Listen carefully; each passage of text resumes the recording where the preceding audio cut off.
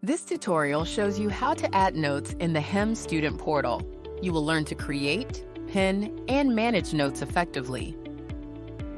First, click on a contact. In the contact profile, click on Activities.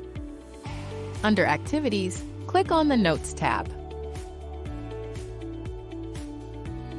To add your note, click on the button Add Note. Enter the name of your note. Click the field to type your note content. Choose if you'd like the note to be pinned or not. And then finally, click on the button Create Note. To access the actions of a note, click on the drop-down arrow, where you can view a note, edit a note, or delete a note.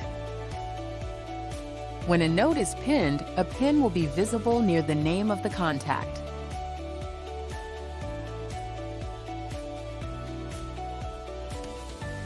Also, there is a dedicated icon for pinned notes in the top right corner, where you can view all pinned notes. And when you locate a note, you can click on it and it will take you directly to the contact profile's note. You have successfully added and managed notes within the HEMSP Student Portal. You can now view, edit, pin, and delete notes to keep your contact information organized.